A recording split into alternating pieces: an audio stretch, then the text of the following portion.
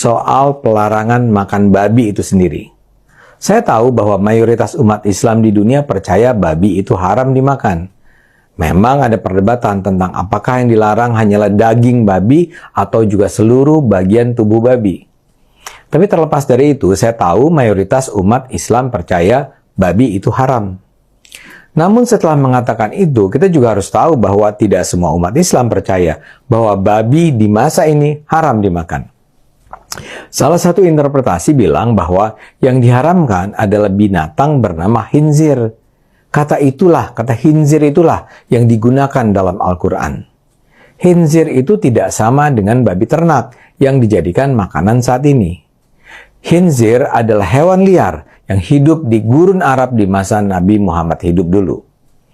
Menyamakan khinzir dengan babi ternak adalah hasil interpretasi yang bisa diperdebatkan.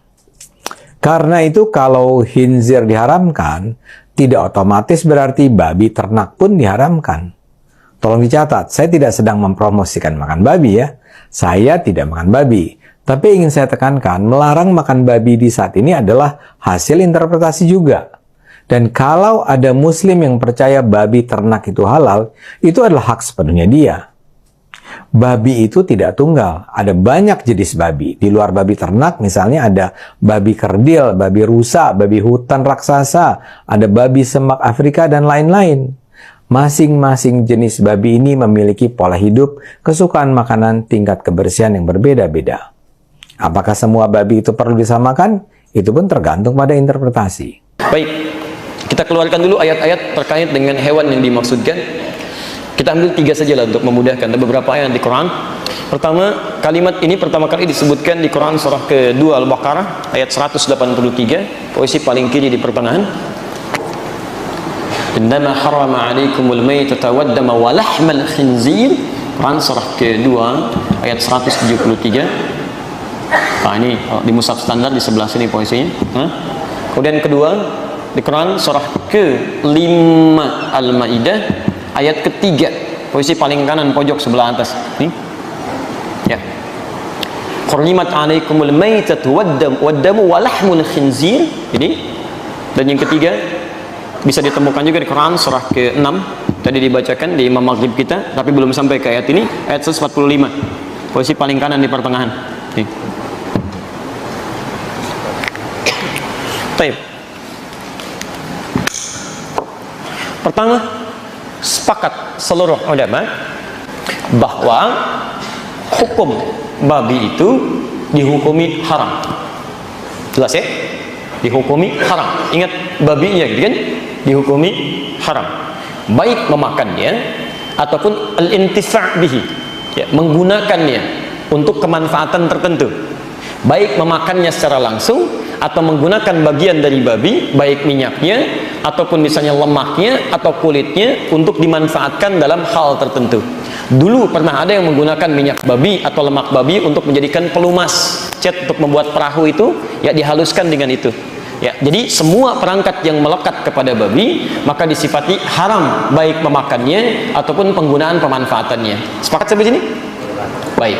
Sedang status babinya sendiri tidak disebutkan kemudian. Ya, tidak disebutkan apakah dia dalam keadaan suci atau najis. Baik, babinya memang haram. Ya, tapi apakah setiap yang haram itu statusnya berawal suci atau sudah najis pada awalnya? Misal, kita beri contoh misalnya, darah haram tidak? Haram, nggak boleh dimakan gitu kan? Baik, pelan-pelan, najis tidak? Kalau tidak tahu katakan Allahu a'lam. Hati-hati ya, hati-hati. Kalau najis itu artinya kalau kemudian melekat pada diri Anda atau pada badan Anda, maka najis mesti dibersihkan, nggak bisa dipakai ibadah. Nah, sekarang cek, lihat, cek. Kalau darah melekat pada pakaian, bisa nggak dipakai sholat? Tidak, kan najis mesti dibersihkan, kecuali yang tidak ketahuan, kan? Dibersihkan dulu, baru kemudian dengan itu Anda gunakan sholat dengan pakaian yang bersih dari situ. Ya, jelas di sini. Baik, air pipis misalnya, ya anak yang sudah mulai makan, najis tidak? Najis, ya minumnya haram tidak? Halo, haram tidak? Haram sepanjang ada minuman yang baik-baik. Anda ada sirup, minum minuman kencing misalnya kan, ada gunanya di situ. Taib, baik ketika melekat pada pakaian Anda, mesti dicuci dulu karena najis, jelas ya. melekat pada tangan Anda, cuci dulu karena najis di sini. Nah, sekarang babi itu statusnya najis atau suci dia. Jadi suci hewannya, cuman haram menggunakan dan makannya. Kalau statusnya suci dia, berarti dipegang masih boleh. Jelas ya? Tapi dimakan tidak, digunakan tidak. Uang haram, haram nggak digunakan? Haram. Dipegang boleh nggak? Boleh. Haram nih, masya Allah. Gitu kan? Tidak, Anda pegang silakan aja, nggak ada masalah. Tapi digunakan nggak boleh. Uang hasil korupsi sita oleh negara, simpan sampaikan. Begitu sudah halal kembali, baru digunakan. Tapi sepanjang haram disimpan sebagai bukti sitaan di situ. Jelas sampai sini? Baik, hati-hati ya, pelan-pelan di sini. Nah, sekarang status babi ini bagaimana? Maka Imam Malik mengatakan, cuma Imam Malik. Beliau mengatakan bahwa status babi ini hewannya sih suci, tohir. Cuman hukum penggunaan dan makannya haram. Jadi kalau Anda misalnya dalam konteks ini menyentuh babi sepanjang dia bukan bangkai. Kalau bangkai sepakat di sini. Sepakat dia najis dan haram. Kalau bangkai. Ini babi hidup ya, babi hidup. Misal ada orang tersentuh, ya, bukan sengaja menyentuh. Kalau sengaja menyentuh, ini nggak ada kerjaan juga gitu kan. Baik, misal tersentuh oleh dirinya gitu kan. Kalau pendapat Imam Malik itu dia tidak najis walaupun hewannya haram. Pendapat Imam Malik. Tapi mazhab yang lainnya, 3 mazhab yang lainnya, baik itu Abu Hanifah dan Imam Asy-Syafi'i dengan Syafi'iyahnya, Imam Ahmad bin Hanbal dengan Hanbalinya, mengatakan babi itu tidak hanya haram tapi najis. Paham di sini? Najis. Artinya kalau itu disentuh atau tersentuh tetap terus dibersihkan dulu, dicuci. Paham di sini? Cuci seperti tadi air pipis yang dicuci, seperti darah yang dicuci, baru kemudian menjadi suci kembali. Tapi persoalannya, apakah najisnya mukhaffafah, ringan, atau mughalladhah, berat? Kalau najisnya berat, mughalladhah, dikiaskan kepada liur anjing. Ingat, bukan anjing ya, berbeda. Ada liur anjing, ada anjing. Kalau anjing itu anjingnya, kalau liur cuma liurnya. Yang najis pada anjing apanya? Liurnya. Jadi boleh nggak pegang anjing? Kalau tidak tahu katakan. Baik. Yang najis pada anjing apanya? Liurnya. Boleh nggak megang anjing? Baik. Awas, hati-hati. Kata Imam Malik, kalau megang anjingnya nggak apa-apa. Tapi kalau kena liurnya itu yang dicuci. Salah satunya menggunakan tanah. Tapi kata Imam Asy-Syafi'i, cerdas sih kata beliau, Anda tidak tahu kapan anjing menjilat tubuhnya. Jelas ya? Kapan anjing menjilat tubuhnya. Jadi ketika anjing menjilat tubuhnya, Anda nggak bisa memastikan di sebelah mana. Makanya untuk berhati-hati kata Imam Syafi'i, beliau katakan anjing itu najisnya aini, seluruh tubuhnya mengandung najis karena dia bisa menjilat-jilat tubuhnya. Ketika Anda sentuh, mungkin bersamaan dengan itu air liurnya ikut ada di situ. Paham sampai sini? Di sini Imam Syafi'i lebih jeli dalam konteks hukumnya. Nah, Bapak dan Ibu sekalian, kata dari mazhab Syafi'iyah, babi itu termasuk najis mughalladhah. Jadi kalau tersentuh itu, maka dia harus dicuci. Yang salah satunya 7 kali cucian itu, salah satunya menggunakan tanah. Jelas di sini? Persis seperti membasuhnya tangan atau bejana yang terkena air liur anjing. Cuci dengan 7 basuhan, diantaranya salah satunya menggunakan tanah. Paham di sini? Sedangkan yang lainnya selain Syafi'iyah memandang bahwa tidak tepat mengkiaskan babi dengan liur anjing karena berbeda di sini. Beda.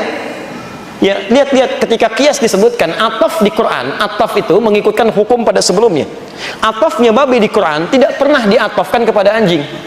Tapi selalu diatafkan kepada bangkai misalnya, kemudian darah misalnya. Al-Baqarah ayat ke-173. Innama harrama 'alaikumul maitata wad-dama wa lahmal khinzir. Ya, wa menggunakan wa, diharamkan bagi kalian bangkai, darah. Lihat, darah tadi kan najis kan? Bangkai najis kan? Artinya kalau kita pegang kita bersihkan kan? Setelah itu Allah menyebutkan babi dengan huruf wawu. Wawunya ma'iyah. Ma'iyah itu menyamakan hukum antara sebelum dengan setelahnya. Jadi yang setelahnya diikutkan pada hukum sebelumnya. Jadi kata 2 ulama atau 2 madhab yang menyebutkan babi tidak bisa dikiaskan dengan anjing, tapi dikiaskan pada najis lain yang tidak serupa dengan liur anjing. Apa itu? Seperti darah, seperti mayit bangkai, ya mayitah bangkai dan sebagainya. Jadi dari sini, kalau sekiranya ada orang menyentuh babi atau tersentuh dengan keadaan yang nggak bisa dihindari, cukup dia cuci saja yang merasakan bersih dari sisi cuciannya dengan menggunakan sabun tahara atau semisalnya sehingga dipandang suci dalam keadaan dirinya. Jelas di sini? Nah, tapi kata mazhab Syafi'iyah, kami berpendapat untuk kehati-hatian tetap dia seperti anjing. ya dikiaskan kepada air liur anjing yang kalau terkena tetap menggunakan salah satu menggunakan tanah. Di sini kalau kami melihat yang lebih rajih adalah pendapat para ulama yang memandang babi itu haram, termasuk najis, tapi najisnya tidak dikiaskan dengan liur anjing. Jelas ya? Dikiaskan dengan najis yang lainnya yang cukup kemudian dibasuh dengan sabun atau yang serupa yang menghilangkan bekas-bekas najisnya. Paham sampai sini? Baik. Pertama dari sisi kias hukumnya, kedua dari sisi dalilnya, dan yang ketiga dari sisi tujuannya. Ya, awas, maqasidus syariah untuk menghilangkan najis pada liur anjing itu karena setelah diteliti pada liur anjing terdapat bakteri-bakteri yang tidak bisa dimatikan, dibunuh kecuali dengan menggunakan unsur dari tanah. Sedangkan pada babi tidak. Ada unsur-unsur yang berbeda di sini. Jelas di sini? Baik ya. Jadi ini diantaranya. Anjing bahasa Arabnya apa? Kalau tidak tahu katakan. Baik. Anjing bahasa Arabnya apa? Tidak ada di Arab anjing, wallahu a'lam. Madza fil arabiyyati anjing? Wallahu a'lam. Masyaallah. Anjing bahasa Arabnya kalbun atau kilab. Baik. Kalau serigala masuk anjing bukan? Serigala. Wah. Serigala masuk anjing bukan? Awas, hati-hati ya, namanya beda. Serigala disebut dhi'bun di surat Yusuf, akalahu dhi'bu, dimakan oleh serigala. Serigala. Di anjing disebut kalbun, serigala disebut dengan dhi'bun. Awas, ini harus jeli di sini. Karena air liur pada serigala beda dengan air liur pada anjing. Beda, hati-hati. Jadi kalau Anda kena air liur serigala misalnya, hati-hati, mohon maaf ya, kena najis tidak? Tidak sama dengan anjing, tapi pilihannya kena air liur anjing, tangan Anda selamat, atau kena air liur serigala, tangan Anda potong. Pilih mana? Ini nggak usah pelihara kedua-duanya, maksud saya ya, nggak ada kerjaan, ngapain gitu kan? Kecuali untuk kebutuhan yang lainnya. Oh, hati-hati ya. Fikih itu selalu fleksibel melihat kebutuhan hukumnya, tapi juga tidak diringan-ringankan. Ada ilat hukum yang mesti dipelajari. Baik. Kayak misalnya anjing apa hukumnya dimakan? Haram. Kalau anjing laut? Hati-hati. Awas, hati-hati. Awas, karena nanti kita akan lihat ada banyak hadis yang menyebutkan kan, al-bahru tahuru ma'uhu wal hallu maitatuhu. Yang segala yang di laut itu suci airnya dan halal bangkainya. Ya, halal bangkai yang di laut. Di semua yang ada di laut itu halal. Babi apa hukumnya? Haram. Babi laut? Enggak ada. Jadi nggak usah nekat.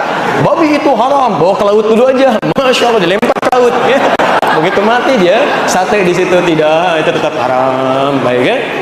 Semua yang di laut semuanya halal kecuali putri duyung. Baik.